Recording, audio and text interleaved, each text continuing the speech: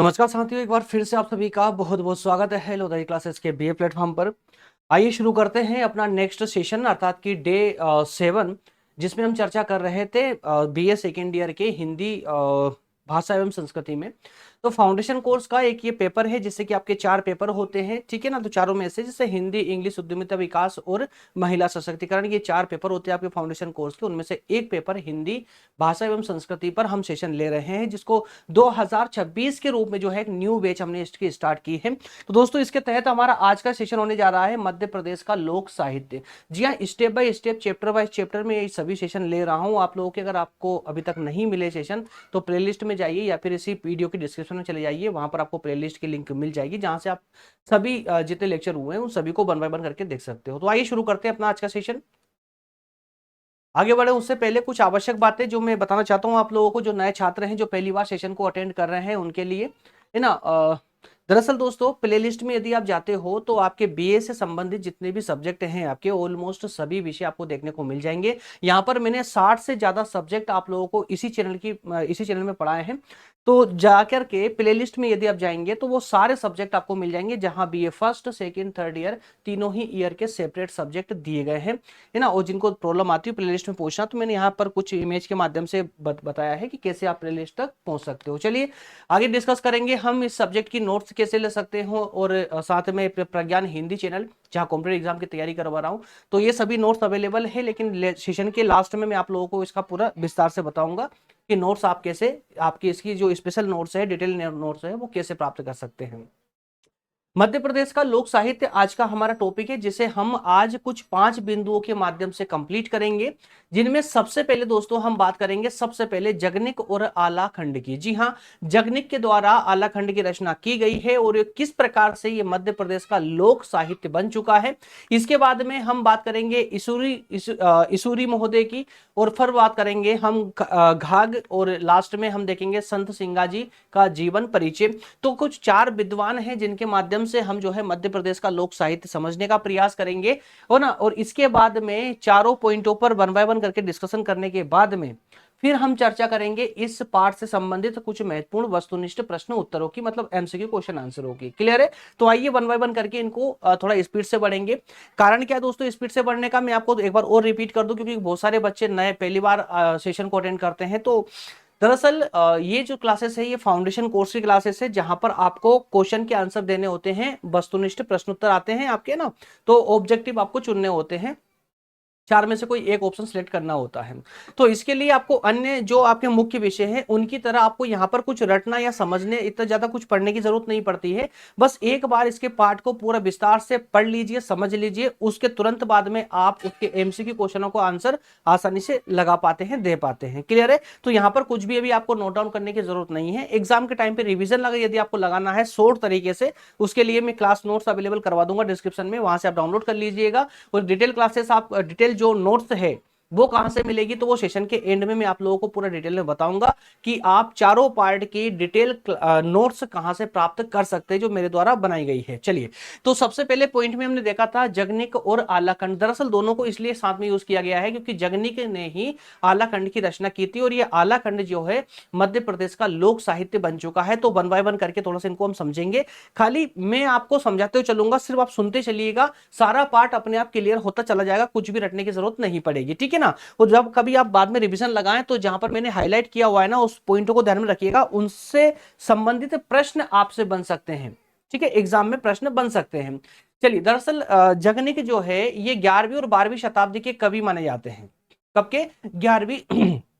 11वीं और 12वीं सदी के कवि और वीर योद्धा माने जाते हैं। ये चंदेल सम्राट, जिनका नाम था परमाल, इनके दरबार से जुड़े हुए थे। तो अब यहां से अब पॉइंट आप याद रखिएगा कि जगनिक जो कवि थे ये कवि ही नहीं बल्कि वीर योद्धा भी थे, जो चंदेल सम्राट परमाल किसके दरबार से जुड़े हुए थे, इनके द्वारा ही आलाखंड की रचना की गई थी। आला खंड की रचना की गई थी, जिसे परमाल रासो भी कहा जाता है। नाम याद रखिएगा, एग्जाम में पूछा सकता परमाल रासो की रचना किसने की थी। वहां पर आपसे चंदेल सम्राट परमाल भी आ जाएगा, वहां पर एक ऑप्शन होगा जगनिक का, और दो अन्य लेखकों का ऑप्शन भी दे दिया जाएगा, तो वहां पर आपको चुनना होगा जगनिक। तो याद रखिएगा, आला खंड कहें या परमाल रासो कहें, दोनों एक ही है। क्लियर है। और ये जो है एक मौखिक वीरगाथा है, इसमें आला और उदल की बहादुरी के किस्से बताए गए हैं। याद रखिएगा, जो आला खंड है इसमें आला उदल की बहादुरी का वर्णन किया गया है। ये दोनों आला और उदल जो है ये चंदेल सम्राट परमाल के वीर योद्धा थे, दोनों ही आला और उदल। ठीक है, दोनों ही वीर योद्धा थे। आला और उनका पुत्र जिंदल बचकर के वन में, दरअसल क्या हुआ कि इन्होंने कई युद्ध लड़े, लेकिन किसी भी युद्ध में ये परास्त नहीं हुए थे, किसी भी युद्ध में परास्त नहीं हुए थे। और यहां तक कि इनके साथ में मल्हना रानी, चंदेल सम्राट की जो रानी थी, उन्होंने इनके साथ में कई युद्ध लड़े, है ना, जिसमें इन्होंने रानी ने लगभग सभी युद्धों में विजय प्राप्त की। और अंतिम रूप से या अंततः कहें तो जो है यहाँ इन युद्धों में कई वीर योद्धा भी वीरगति को प्राप्त हुए। ठीक है, लेकिन आला और उनका पुत्र जिंदल बच करके निकल गए। मतलब ये लगभग जो है ये इन्होंने सारे युद्ध सिर्फ जीते ही थे, दोनों ने, आला और उदल ने। ठीक है, इसके अलावा आला गाथा की अगर हम बात करें, अब देखिए यहां पर तो बात हो गई यहां पर आपके कवि, है ना, कवि और आला उदल जिसका वर्णन आला खंड में किया गया है। अब जो है साहित्य की अगर हम बात करें, साहित्य की बात करें तो जैसे कि जगनिक के द्वारा रचित आला खंड में आला उदल का वर्णन किया गया है, आला उदल की बहादुरी का वर्णन किया गया है, तो वह वर्णन जो है वो किस प्रकार से लोक साहित्य बना, अब ध्यान से सुनिए। आला गाथा का लोकगीत रूप में वर्षा में ब्रज, बुंदेलखंड, मालवा और बघेलखंड और राजस्थान, ये कुछ क्षेत्र हैं। ध्यान रखिए, इन क्षेत्रों का नाम याद रखिएगा, ब्रज, बुंदेलखंड, मालवा और बघेलखंड और राजस्थान। यहां पर दरअसल दोस्तों ये आला गाथा के जो लोक गीत है ये काफी प्रचलित है, जो कि ढोलक और टिमकी मंजीरों की थाप पर गाए जाते हैं। ठीक है, इन क्षेत्रों में कहा, ब्रज, बुंदेलखंड, मालवा, बघेलखंड और राजस्थान में। लेकिन जब यही बात करते हैं उत्तर प्रदेश की, तो उत्तर प्रदेश में जो है ये तलवार के इशारों के साथ प्रस्तुत किया जाता है। क्लियर है। इस लोक कथा का प्रथम संकलन जो है चार्ल्स इलियट ने 1865 में किया था, और बाद में मतलब 1873 में मुंशी रामस्वरूप ने इसे हिंदी में भी प्रकाशित करवाया था। क्लियर है। तो ये जो कुछ पॉइंट हैं जहां पर हाईलाइट भी किया हुआ है, और जब पढ़ेंगे तो आपको एक पॉइंट क्लियरिटी के साथ समझ आएगा। उन पॉइंटों को बस ध्यान से पढ़ लेंगे ना तो भी आपका इजीली काम हो जाएगा। अगले पॉइंट की ओर मूव करते हैं। अगला जो कवि थे, लेखक थे, वो थे इसूरी। ठीक है, तो इसूरी का भी मध्य प्रदेश के लोक साहित्य में एक अद्वितीय स्थान माना जाता है। कारण क्या है कि बुंदेली लोक साहित्य जो है इसमें इसूरी का जो स्थान है वो अत्यंत प्रसिद्ध है व प्रतिष्ठित है। कहां पर? बुंदेली लोक साहित्य में। यहां से प्रश्न बनेगा, इसलिए इसको याद रखिएगा कि इसूरी बुंदेली लोक साहित्य में उनकी फागों ने न केवल लोक साहित्य को समृद्ध किया बल्कि बुंदेलखंड की सांस्कृतिक पहचान को भी गहराई से पोषित किया। याद रखिए, जो लोकगीत होते हैं ना, उन्हीं का एक प्रकार है जो फाल्गुन में या होली के समय में गाया जाता है। में लोक संस्कृति की सजीव झलक नजर आती है। लोक संस्कृति की, याद रखिएगा, लोक संस्कृति की झलक प्रतीत होती है। इसके अलावा इसूरी जो है एक अद्वितीय प्रतिभा के कवि माने जाते हैं। उनकी भाषा सहज रूप से काव्य का रूप ले लेती है। वे न केवल सामान्य लोक जीवन बल्कि अपने निजी अनुभवों को भी अपनी कविताओं में समेटते थे। उनकी रचनाओं में प्रेम, सौंदर्य व श्रृंगार की प्रधानता स्पष्टतः दृष्टिगोचर होती है, लेकिन वे भक्ति, वैराग्य और वेदांत जैसे गुण विषयों से भी दूर नहीं रहे। तो अब यहां से आप याद रखिएगा कि इसूरी के द्वारा जो साहित्य रचित है उनमें विशेष रूप से प्रेम, सौंदर्य और श्रृंगार की प्रधानता अधिकतम रूप से देखी जा सकती है। क्लियर है। तो ये कुछ पॉइंट हैं जिन पर आपको फोकस बना करके रखना होगा। मैंने स्टार्टिंग में बोल दिया थोड़ा सा स्पीड से बढ़ेंगे क्योंकि यहां पर इतना कुछ ज्यादा समझने की जरूरत नहीं पड़ती है। लेकिन एक बात जरूर याद रखिएगा, जब हम इन्हीं पक्षों को हिंदी साहित्य में पढ़ते हैं ना, तो दोस्तों याद रखिएगा, यही लेक्चर जो अभी आपका 20 से 25 मिनट का होने वाला है ना, यही सेशन आपका 1 से 1.5 घंटे का होता है यदि हिंदी साहित्य में चर्चा करते हैं तो, क्योंकि वहां पर हम पूरे विस्तार से चर्चा करनी होती ताकि आप लोगों को रटना ना पड़े और सब कुछ समझ आता चले पॉइंट टू पॉइंट। चूंकि यहाँ पर हम सिर्फ 4 विद्वानों की बात करने वाले हैं। चलिए अगले हैं घाघ। जी हाँ, घाघ हालांकि ये बहुत प्राचीन, मतलब प्राचीन समय के ये लेखक रहे हैं। जरा सुनिए, उत्तर भारत के ग्रामीण क्षेत्रों में, उत्तर भारत के कहां पर, उत्तर भारत के ग्रामीण क्षेत्रों में घाघ का नाम विशेष रूप से प्रतिष्ठित रहा है, प्रचलित रहा है। घाघ का नाम क्यों ग्रामीण क्षेत्रों में, क्यों? क्योंकि कृषि जीवन का, घाघ को कृषि जीवन के लोक कवि के रूप में जाना जाता है। जी हाँ, उन्होंने अपनी वाणी को कहावतों के माध्यम से काव्यात्मक और गद्यात्मक रूप प्रदान किया है। घाघ को विशेष रूप से कृषि जीवन का लोक कवि माना जाता है। उनके जीवन परिचय के बारे में सटीक विवरण उपलब्ध नहीं है, ये बात ध्यान रखिएगा आप लोग, ठीक है। तो इनके जो जीवन परिचय, घाघ का जीवन परिचय, मैंने इसी तो कहा था कि ये काफी प्राचीन कवि माने जाते हैं। तो इनके जीवन परिचय के बारे में कोई खास विवरण नहीं है हमारे पास में, लेकिन फिर भी कुछ विद्वानों ने जो है अनुसंधान करके और इनके बारे में कुछ जानकारी प्रदान की है। जैसे कि आचार्य रामचंद्र शुक्ल जो है ये सूक्तिकार मानते थे इनको। जी हाँ, इनको कवि कम और सूक्तिकार ज्यादा मानते थे। कौन? आचार्य रामचंद्र शुक्ल। इनको पारंपरिक रूप से, जो पारंपरिक कवि होते हैं ना, वो पारंपरिक कवि नहीं मानते थे बल्कि सूक्तिकार मानते थे। लेकिन फिर भी उनकी जो कहावतें, घाघ की जो कहावतें हैं, उनका गहन विश्लेषण करने के बाद में ये स्पष्ट हो गया कि घाघ को कविता, नीति और ज्योतिष का बड़ा गहरा ज्ञान था। उनकी नीति, उन्मुक्त कहावतें आज भी सामाजिक आचरण और कृषि कार्य में प्रेरणा स्रोत बनी हुई है। इसके बाद में अब बात करने वाले हैं अंतिम बिंदु, अर्थात कि संत सिंगाजी का जीवन परिचय, जिसे हम संक्षिप्त रूप में देखने वाले हैं। और संक्षिप्त मतलब उसी कंटेंट को यहां पर देखेंगे जहां से प्रश्न बन सकते हैं। संत सिंगाजी के जीवन परिचय की अगर बात करें दोस्तों, तो पहले तो हम बात कर लेते हैं इनके जन्म की और प्रारंभिक जीवन की। तो दरअसल इनका जन्म जो है 1519 ईस्वी में मध्य प्रदेश के निमाड़ क्षेत्र में हुआ था। निमाड़ क्षेत्र में भी आप नाम याद रख लीजिएगा, गांव का खजूरी ग्राम में हुआ था, ठीक है। प्रश्न यहां से बनेगा ही बनेगा, इसलिए मैं इसे स्पेशल फोर्स लगा के बोल रहा हूं आप लोगों से कि मध्य निमाड़ क्षेत्र में, और निमाड़ क्षेत्र में भी कहां पर? खजूरी ग्राम में, जो कि बड़वानी जिले के पास में है, ठीक है। तो खजूरी ग्राम में एक ग्वाला परिवार में हुआ था। ग्वाला परिवार, अब इसको गोपाल या अहीर नाम से भी जाना जाता है, इस ग्वाला शब्द को। तो एग्जाम में कंफ्यूज आप ना हो, इसलिए तीनों ही शब्द में एक साथ लेकर के आया हूं। कहीं पर हो सकता है कि खजूरी, है ना, कि कह दिया जाए कि संत सिंगाजी का जन्म गोपाल परिवार में हुआ था, तो आप कहेंगे सर ने तो हमको ग्वाला बताया था, या फिर अहीर परिवार में हुआ था। तो तीनों शब्द आप लोग याद रखिएगा, ग्वाला, गोपाल, अहीर परिवार में इनका जन्म हुआ था। इनका पिताजी का नाम था भीमाजी और माताजी का नाम था गौरीबाई। क्लियर? आगे बढ़ते हैं, अब बात करते हैं इनके गृहस्थ जीवन की दोस्तों। तो इनके विवाह के बाद भी उनका मन सांसारिक, अब जिनको कुछ स्पेशल करना होता है वो सांसारिक जीवन में कहां उलझते हैं।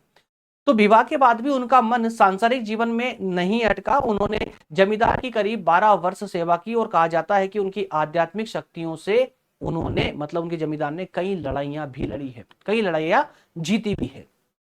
वैराग्य और साधना की बात करें तो एक दिन डाक ले जाते समय, हाँ एक बात और है, इन्होंने जो है डाक ले जाने का काम भी किया था संत सिंगाजी ने। एक दिन डाक ले जाते समय उन्हें किसी महात्मा के स्वर सुनाई दिए, जिसने सिंगाजी को आध्यात्मिक जीवन की ओर अग्रसर किया, आध्यात्मिक जीवन की। और सन 1558 में उन्होंने माया मोह त्याग करके दीक्षा ग्रहण कर ली, दीक्षा ग्रहण की।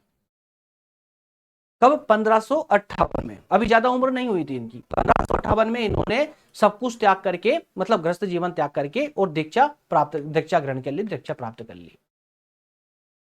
आदर्श दृष्टिकोण की बात करें तो सिंगाजी महात्मा शरीर को ही मंदिर मानते थे। सिंगाजी जो है मानव शरीर को ही मंदिर मानते थे, इसलिए वह मानव सेवा पर अधिकतम जोर देते थे। वे समाज के वर्गीय और पिछड़े तबकों के उत्थान के बहुत मजबूत पक्षधर माने थे। इतना ही नहीं, जीवनांत और श्रद्धांजलि की अगर बात करें तो इसमें कुछ मान्यताओं के अनुसार गुरु से, अब यहाँ पर बड़ी एक रोचक तथ्य आएगा, देखिए कि गुरु से दक्षिणा लेने के बाद में लगभग 1 वर्ष बाद ही उन्होंने जीवित समाधि ले ली। जी हाँ, जीवित समाधि ले ली। उनकी आयु उस वर्ष 40 वर्ष रही थी। आज भी हर सिंगाजी धाम और उनके समाधि स्थल के पास कई मेलों का आयोजन किया जाता है। साहित्यिक और श्रद्धा स्रोत, ये पॉइंटों के रूप में इसलिए लाया हूं ताकि आप लोग इन पॉइंटों को याद रख सके।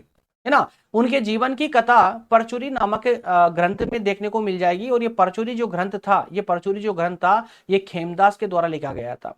और बाद में इस परचुरी ग्रंथ में कई संशोधन भी हुए, संशोधन के संकलन के कार्य हुए, शोध और संकलन के कार्य हुए। ठीक है।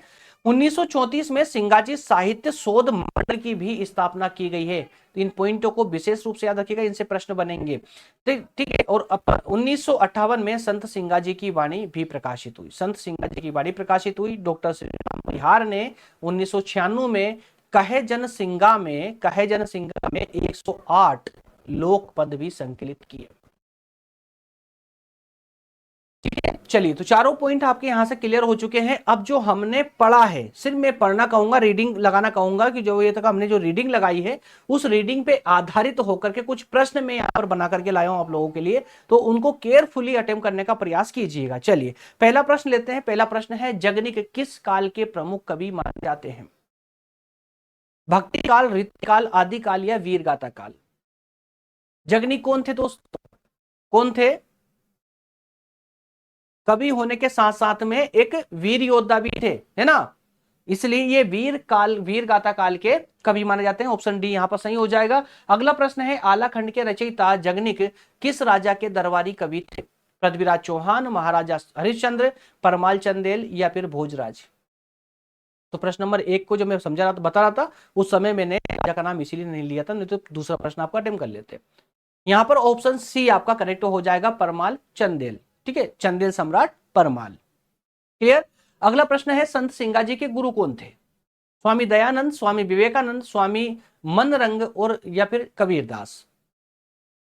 डाक पहुंचाते समय उन्हें जो आध्यात्मिक वाणी की आवाज सुनाई दी थी, एक महात्मा की आवाज सुनाई दी थी, वो महात्मा कोई और नहीं बल्कि स्वामी मनरंग ही थे, जो उनके आगे चलकर उनके गुरु बने। ऑप्शन सी यहां पर सही आंसर हो जाएगा। अगला प्रश्न है, आला और उदल किस जाति की शाखा से संबंधित थे? किस जाति के थे? सीधी सी बात है, किस जाति की शाखा से थे? सोलंकी, चौहान, वनाफर क्षत्रिय या फिर यादव? याद रखिएगा, वनाफर क्षत्रिय जाति से ये संबंधित है, इसलिए ऑप्शन सी सही हो जाएगा। अगला प्रश्न है, बुंदेली लोक साहित्य में किस कवि का स्थान अत्यंत सम्मानजनक है? मीराबाई, ईसूरी, कबीर या सूरदास? यहां पर आप आसानी से जवाब दे पाएंगे, क्योंकि हम देख चुके थे कि बुंदेली लोक साहित्य में नाम किसका प्रसिद्ध है? ईसूरी महोदय का। अगला प्रश्न है, ईसूरी की कविताओं की प्रमुख विशेषता क्या है? तो राजनीतिक व्यंग, रहस्यवाद या प्रेम सौंदर्य और सहज अध्यात्म या वीरस? तो ईसूरी ने जो कविताएं लिखी है वो प्रेम सौंदर्य और सहज अध्यात्म पर आधारित है, इसलिए ऑप्शन सी सही हो जाएगा। अगला प्रश्न लेते हैं। अगला प्रश्न है, भारत भवन का निर्माण कब किया गया था? 1985, 1982, 1990 या 1978? यहां पर राइट आंसर हो जाएगा आपको ऑप्शन बी, 1982। नेक्स्ट क्वेश्चन है, मध्य प्रदेश संस्कृत अकादमी कहां स्थित है? भोपाल, इंदौर, उज्जैन या जबलपुर? मध्य प्रदेश के सभी छात्र आसानी से इसका जवाब दे सकते हैं, उज्जैन। ऑप्शन, माफ कीजिएगा, भोपाल, सॉरी मुंह से है ना स्लिप, तो भोपाल ऑप्शन ए करेक्ट हो जाएगा। ठीक है। अगला प्रश्न, कालिदास अकादमी कहां पर है? जी हाँ, जबलपुर, भोपाल, उज्जैन या इंदौर में? तो कालिदास अकादमी कहां पर है दोस्तों? ये उज्जैन में है। ठीक है ना। अब याद रखिएगा, आप संस्कृत अकादमी कहां पर? भोपाल में है, लेकिन कालिदास अकादमी उज्जैन में है। और इन दोनों अकादमियों में मैं कंफ्यूज होता हूं, हमेशा कंफ्यूज रहा हूं, इसीलिए इन दोनों प्रश्नों को मैंने एक साथ रखने का प्रयास किया है, ताकि आप लोग कंफ्यूज ना रहे। ठीक है ना। तो संस्कृत अकादमी याद रखिएगा भोपाल, और कालिदास अकादमी उज्जैन। ठीक है। चलिए, अब इतना बोलने के बाद तो आपको भी याद रहेगा और मुझे भी याद रहेगा। चलिए, अगला प्रश्न है, पहेली को जनउला कौन से अंचल में कहा जाता? पहेली को जनउला कौन से अंचल में कहा जाता है? बघेली, निमाड़ी, मालवा या बुंदेलखंड में? इसका सही आंसर ऑप्शन ए होगा, बघेली में ही पहेली को जनउला कहा जाता है। अगला प्रश्न है, हिंगोला नाट्य कहां प्रसिद्ध है? बघेलखंड, बुंदेलखंड, मालवा या निमाड़ में? तो हिंगोला नाट्य जो है दोस्तों, ये है बघेलखंड में काफी प्रसिद्ध है, प्रचलित है। अगला प्रश्न है, हीड़ गायन शैली किस प्रकार की होती है? चंपू गायन शैली, प्रतिस्पर्धात्मक आलाप शैली, सामूहिक गायन शैली या उपयुक्त में से कोई नहीं?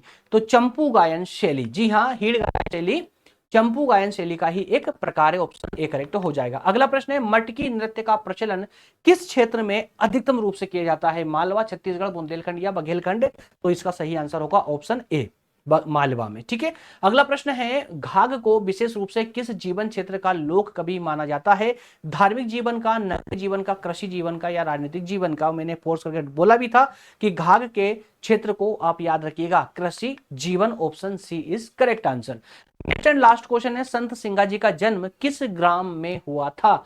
हरसूद में, ये हरसूद तो बाद में आए थे 22 साल की उम्र में, है ना, संत सिंगाजी, जहां पर आकर के उन्होंने डाक का काम, डाक लेना ले जाने का काम चालू किया था।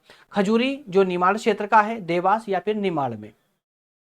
तो आप जो है, अगर मान लो ये निमाड़ क्षेत्र नहीं लिखा होता तो कंफ्यूज हो जाते, खजूरी छोड़ करके निमाड़ लगाते, जबकि यहाँ पर स्पष्ट लिखा हुआ है ग्राम, किस ग्राम में हुआ, किस क्षेत्र में नहीं, किस ग्राम में हुआ था, तो निमाड़ खजूरी ग्राम में हुआ था जो निमाड़ क्षेत्र में आता है। ठीक है, अगर ये खजूरी ग्राम ना हो तो फिर निमाड़ पर आप क्लिक कर सकते हो, इसलिए अभी फिलहाल यहाँ ऑप्शन हो जाएगा। क्लियर? इस तरह से हमने आज का सेशन भी कंप्लीट किया है।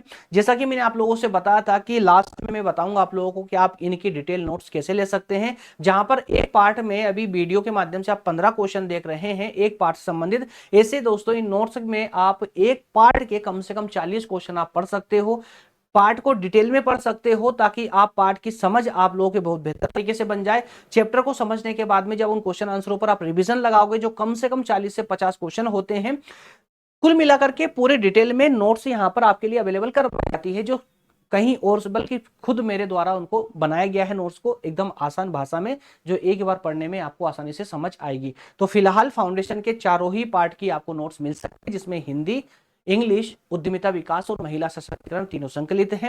अब आप चाहें तो इस नोट्स को ले सकते हैं, प्राप्त कर सकते हैं। इसके लिए एक छोटा सा सब्सक्रिप्शन अमाउंट आपको पे करना होता है, जिसकी राशि है 149 रुपए। ठीक है, 149 रुपए में आप इन चारों नोट्स को प्राप्त कर सकते हैं। और यदि आप चाहते हैं कि आपको एक एक पार्ट, जैसे कि आपको सिर्फ हिंदी लेनी है, सिर्फ इंग्लिश लेनी है, तो आप एक एक पार्ट भी ले सकते हैं। 49 रुपए आपको, है ना, एक मिनिमम सा चार्ज रहेगा। मिलेगी कैसे? तो इस पेज का स्क्रीनशॉट लेकर के ये जो मोबाइल नंबर दिए गए हैं इस पर व्हाट्सएप कर दीजिए, बाकी जानकारी आपको व्हाट्सएप पर दे दी जाएगी। ओके फ्रेंड्स, मिलेंगे अगले सेशन में, और अगला सेशन जो हमारा होगा उसमें हम चर्चा करेंगे नेक्स्ट टॉपिक की, जिसमें बात करेंगे मुहावरे और कहावतों की। ठीक है, मुहावरे और कहावतें अगला सेशन मतलब लेक्चर नंबर 8 होने जा रहा है। उम्मीद करता हूं सेशन आप सभी को पसंद आया होगा, भरपूर आनंद आप लोगों ने लिया होगा, और अच्छे से आप इस पार्ट की पकड़ आपकी मजबूत बनी होगी। सेशन अगर आपको पसंद आ रहा है, अगर आपके लिए हेल्पफुल हो रहा है, तो सेशन को लाइक जरूर कर दें, और साथ ही साथ चैनल पर अगर आप नए हैं तो सब्सक्राइब जरूर से कर ले, बेल आइकन प्रेस कर ले, ताकि आप लोगों तक ये सेशन कंटिन्यू पहुंचते रहे। और यदि आप चाहते हैं मेरे साथ में सेकेंड ईयर और थर्ड ईयर तक सभी सब्जेक्टों को पढ़ना, तो सब्सक्राइब जरूर से कर लीजिएगा। ओके फ्रेंड्स, मिलेंगे अगले सेशन में। कमेंट करके मुझे बताते रहिएगा, अगर कोई अपडेट, न्यू अपडेट आपको चाहिए या कुछ और सजेशन आप देना चाहते हैं, तो आप कमेंट बॉक्स आप लोगों के लिए ओपन है, खुला हुआ है, आप वहां पर मुझे सजेस्ट कर सकते हैं। बहुत बहुत धन्यवाद, थैंक यू सो मच।